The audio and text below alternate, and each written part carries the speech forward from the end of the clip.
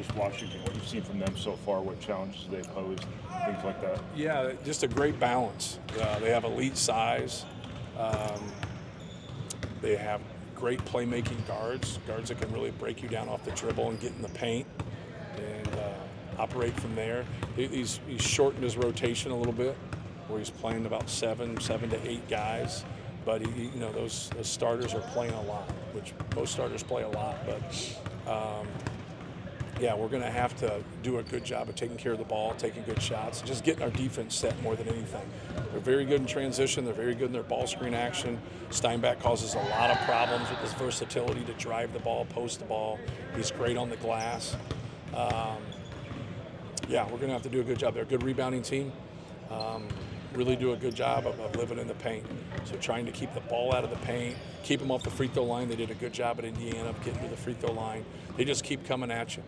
So you got to get multiple efforts. You got to play and try to keep them from getting angles, driving the ball. But it's easier said than done. They're going to get by you at times, and you just don't want them to get by you the whole night. What did you take out of the way you guys adjusted defensively in the last game? Ability to take that scouting report, apply it to a game, right, execute it. Yeah, we prep 2 ways in terms of how they play, and it's a little bit different when somebody runs like a ball screen continuity in what they do, and that's what they mainly do. Like for us, we run a lot of different stuff, even though our play after the play is about the same. So you got to prep for a lot of different stuff. It doesn't mean it's better. But yeah, they were just living in the paint. We just felt like we had to do a better job and hedge out some ball screens and push them out some. And they were just too comfortable, got too many layups. And we weren't real disciplined and detailed with it, but we just had some simple breakdowns to start the game. It had nothing to do with what I just spoke on. Then they had 6 layups in the first 8 minutes. And they ended up having 2 layups since then. That was in the last minute of the first half. So I thought that really helped us. But we prepped 2 different ways because we were uncertain what was best. You talk about having to be good rebounding with Steinbach being on their team, an elite rebounder. How beneficial is it for you that you have good rebounding guards that can go clean up those balls? Yeah, because you can get hooked up, both ways, right? When your size battles their size, and now, having good rebound guards that can come in and clean it up or get those long rebounds and pursuing the ball. I think it's going to be a big part of the game because they're a good rebounding team too, and their guards do a good job also. So I think that stat's always an important stat, but it's really going to be important here. Steinbach's one of those guys that his arms are so long that he can be in bad positions and still get the basketball. He's got a great nose for the ball, and he's got great length. You compare Steinbach at all to Nolan Winter, and can you apply some of the same kind of principles? A little more versatile in terms of how he drives the ball. Obviously, Winter's got some experience of playing. But yeah, like very similar. Skill. Nolan Winter probably shoots more threes than he does. Steinbach drives it more than him. Steinbach can do more, like in the open court when he gets space. Like he can go from half court and dribble twice and dunk the basketball. Like he's a very, very talented player. The size and physicality you guys have now, can you wear guys like that down? Can that be part of the calculus? I think you can wear people down just in the terms of you're bringing in fresh bodies.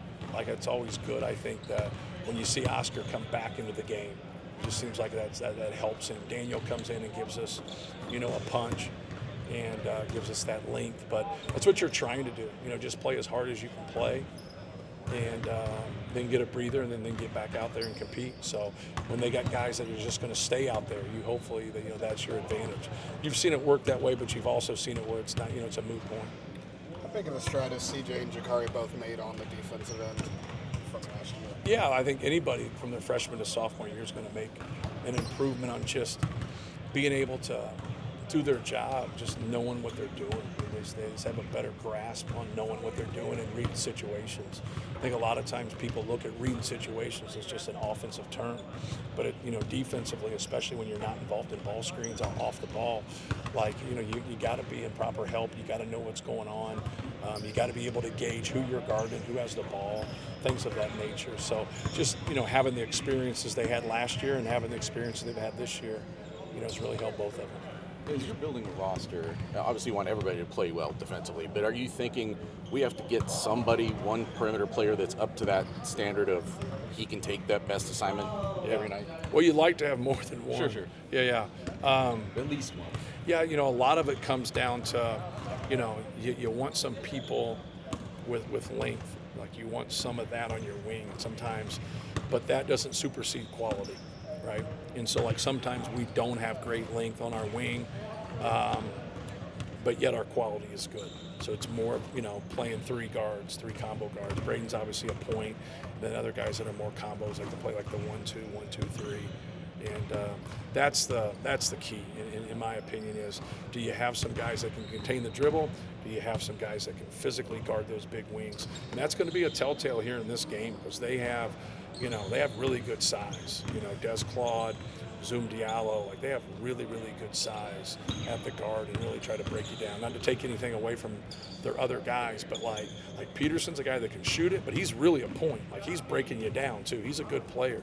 So when they do that, Amanda Quick goes out there also, and they put 3 points out there, that's a challenge for teams because they got 3 points really out there. Like Des Claude's played the point himself.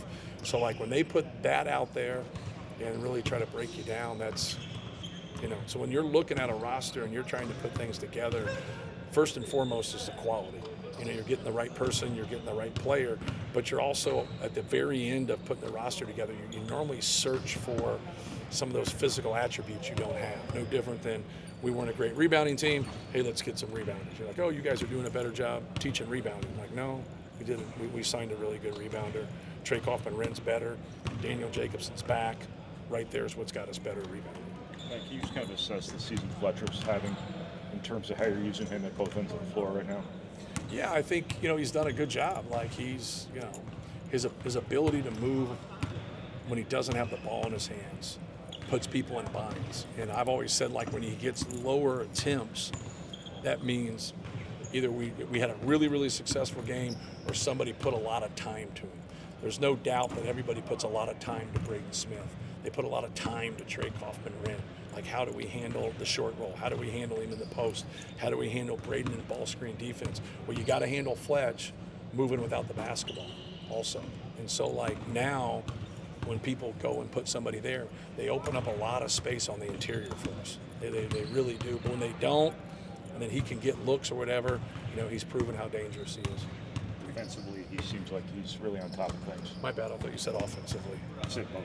Both, okay, my bad.